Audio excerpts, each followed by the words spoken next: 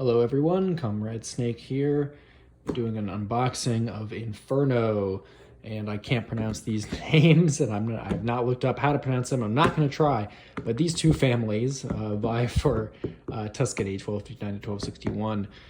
As you can tell from the title here, this game takes place in Tuscany, circa these years, and it's about these families vying for control of the region. And we can see here, you can get a nice, you can pause it if you want, go ahead and read the whole back, but it's a whole view of Tuscany. And there's going to be a lot of interesting stuff here as these two families fight for control. So let's get it. So this is obviously a game designed by Enrico Echeberri and I'm so sorry if I get your names wrong, guys. Volko Runecki? I think that's right. So this is part of the Levy and Campaign series. This is the third volume. It's a pretty recent series that's been getting more and more popular. I have been intrigued by it. I have not read anything about it yet. Well, no, that's not true. I would say I've not actually played it. I've not. We don't own any of the other games in the series. I've seen some stuff from it. I've read a bit of the rules and a little bit of some like design notes and things, but I haven't done a full reading of any of the rule books or anything like that. So it's fairly unfamiliar to me, other than the kind of very basic ideas of it. This one, I like the setting. I was intrigued by it, and I figured, hey, why not grab this? And then there was a copy at my local game store, and I had a gift card, and I'm like, well, might as well jump right in here. Let's see how this goes. Levy and Campaign series. All right, so let's get a look-see. Okay, we had rules of play on top. Looks like full color rule book. Yep, lots of examples written down. Glossy pages, which I'm not necessarily a huge fan of, but it's fine. It keeps it, it's not a deal breaker. But lots and lots of stuff going on here. It looks like we got, oh yeah, that's the map. That's the turn sequence that's on the board. You can kind of see the other one here. Index. So not counting the index, looks like we got about, well, and this is a setup board. So let's see how far I can go back. Setups. So scenarios start at page 26. So it's about 25 pages of rules, and then you have all of these setups for the various scenarios. So 25 pages of just hard rules. That's not too bad. Let's see, background book. Okay, this is thick. Oh boy. Oh wow. So 64 pages all total. With looks like we got some. Oh, I see, like event descriptions here or something. Event chart. I got Philippines treasure. Oh, okay, quick start guide. It looks like strategy tips. Examples of play. More explanations. Something about solitaire. Okay, so this is March. Yeah, so this is not just. Yeah, this is not just an explanation of how to do things, but a more in-depth explanation of why and when you should do certain things. And it gives examples of board states and the decision-making that goes into what you're going to be using your soldiers and things for, all your different things, how to do all these. Yeah, okay. So this is a very in-depth explanation and kind of, it looks like unpacking the captain's kind of, yeah, so this is kind of unpacking every little aspect of the game and kind of going into what you should be thinking about it regarding it. That's very cool. That's extremely useful. So I can see why this would be very helpful for first-time players, both of the game and probably in the series in general. I don't know if this kind of thing comes with the other games. Maybe it does. I'm not sure. I would hope it would, just because it's a new, different kind of system. Let's see, battle mini game.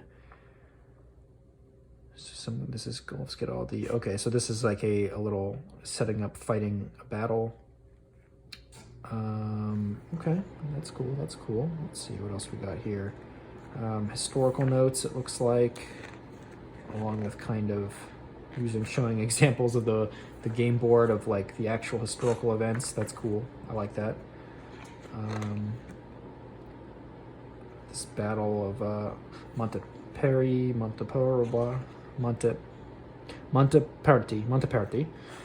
So Mount Perti, okay. And that's pretty cool. So not only does he have all the cool historical notes, but they even use like a little showing of the game pieces to kind of show how things are going. That's pretty rad.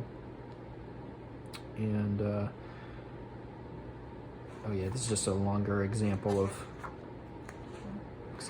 play and lots of different things. Okay, so this is a lot of info here. We're not gonna go through the whole thing. That became pretty close. Lots going on in that, but I was intrigued. Stickers, got stickers, so one full set and one full spare set. Put those on the blocks, very nice. Let's see, what is this? Oh, this must be a board probably for disguising your side. Okay, very cool. And so we got one for the other one as well, yep. Nice, all right. This is a bit of hidden information, I think, maybe in there, potentially. And then looks like we have a, I don't think this is a setup card. This is like a full listing of everything that you have, maybe? Maybe it is a setup card, maybe I'm wrong. It doesn't exactly, just lords and vassals for each side. Interesting, okay. Let's break down Revolt and Treachery summary. And then die rolls showing revolt against who and how it all goes. So I don't exactly know how to read this chart yet, but imagine when I go through it, it'll make more sense. Good. Oh, a list of commands from marching, sieging, sallying, supply, ravage, sale. I got everything in there. Oh, forces. Oh, silver. Okay, so these are German knights, +2 to battle storm. Oh, I see. Cavalry, Italian knights. Battle +2 to battle, but with a star. 2 times melee in battle rounds 1 and 2 if fidelity applicable. So there's some, okay, so they have some special capabilities here, but slightly less armor than the German Ritter.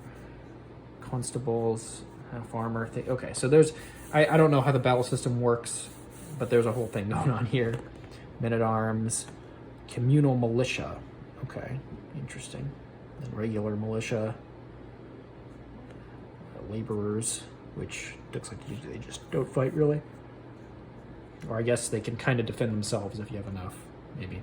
Okay, we got, looks like things for sieges and fighting.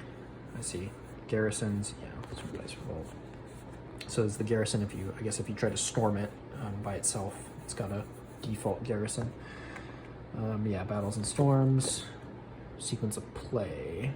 Okay, we got a whole sequence of play card, and we get 2 because it's a 2-player game, so you get two full player aids. We get to some counters, counter sheets. 1 counter sheet here. We get control markers. Yep, control markers. Numbers for things, sieges, bypass, ravaged, ruins. So ruins I know are for when you destroy, or rather when you capture fortresses, you can slate them. Slite them. Sliting being a term they use for basically destroying the castle walls so that it can't be defended. Yep, different markers for each side. So who's doing what? It looks like we got here. So it looks like we have the various lords and such. And I think this is their starting troops. I don't know if it's the number of troops they start with plus their maximum, or is this what they always have? Can they recruit more? I don't exactly know how all that works, but that's pretty interesting here. So we have the whole list here of this plus other things going on. Oops, I did not mean to do that, but okay. Well, it punched out very easy. That's a plus, I suppose. I'll just put that back for now. Looks like we have, yes, and we have money, provisions, loot. Wait, what does that say? PRV. Oh, it's just provisions time 3. Okay, yeah, okay. So we have provisions, carts, ships. A couple more commanders. It looks like. Oh yes, Caracracios. Oh, okay. So you can have so they're special units too. Yeah, more provisions. So that's your army's going to need.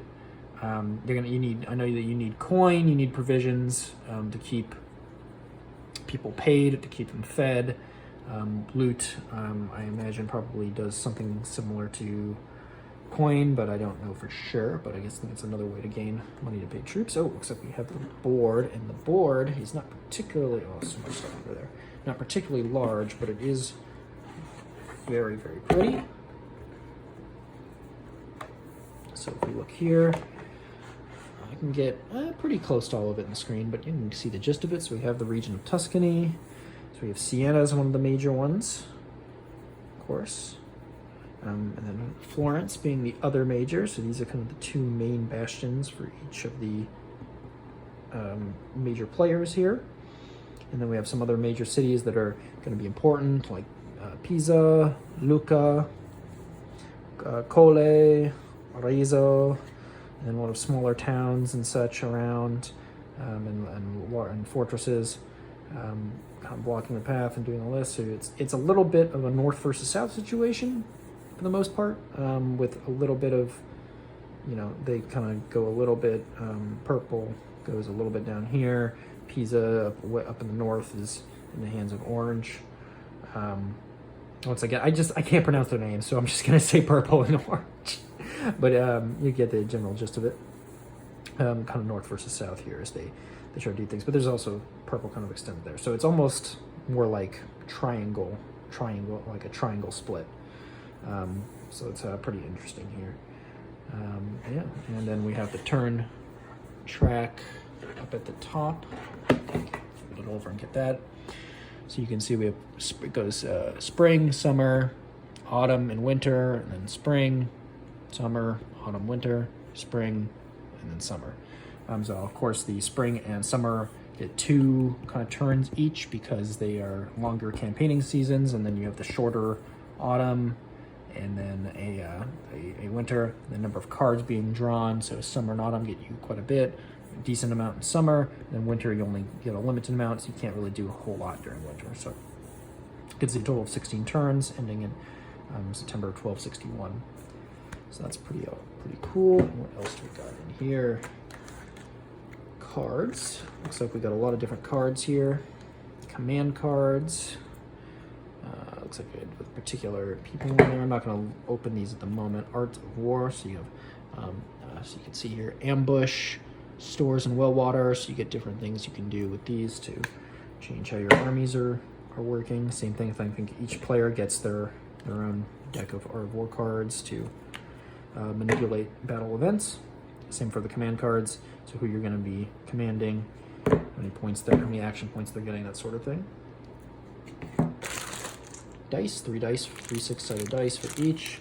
Decent size, rounded corners. Thank you. Got rounded corners. Thank you, GMT. A whole bag of all the little wooden pieces. We got the different cylinders that are for commanders. We got the blocks, the rectangular blocks, and the triangles, kind of rounded triangles for the different units. All in there. And we have a little battle board. Yeah, so you got, I see, defender side, attacker side, left, center, right, and then this, if it's I assume, I guess if it's a garrison, it's always in the front, and you have a little wall icon to show that there, I guess, if it's being stormed. Just so you remember the bonus. And then we got a whole heap of, looks like lord cards. I don't know exactly what to call these, but looks like cards for all these lords, with a fealty die roll here of some sort. So this is Siena. Oh, sorry, this is a city. Well, it might correspond with lords as well. Siena. Oh, I see. So you have. So it looks like what we have here. Okay, so we have kind of cities. Certain cities, maybe if they're under a lordship, or if they're a republic, maybe like the commune of Siena, the commune of Firenze. I'm just guessing. I'm not actually sure, but it looks like it's generating different soldiers, maybe? I don't know. Like I said, I'm not familiar with the game rules or the system very well, but that seems a little like what I think might be going on there, but I'm not sure. That's St. Pisa, and then these are definitely lords, and then we have all, you know, what they come with. I'm assuming what they come with / their maximum they can have. So it looks like 2 men-at-arms, 2 militia, and 3 ritter. So I guess if you want a really balanced force, well, maybe not with this guy. It looks pretty balanced, but otherwise you probably have to combine lords. Litter, men, militia. Yeah, so we just got lots of different things here. Interesting. Okay. That is the end of the box, but that is a lot of stuff, and I am very intrigued to take a look and see how all this unfolds. So that'll be an interesting one to check out. There will be an episode of War and Peace coming soon. It's just been a very hectic last few weeks.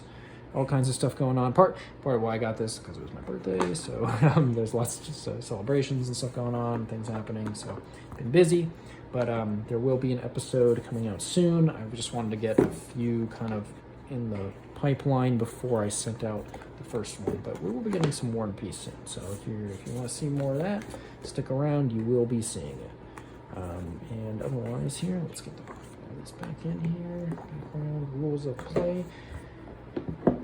And that was Inferno. I hope you enjoyed. Thanks for coming around for the unboxing video, and catch you next time.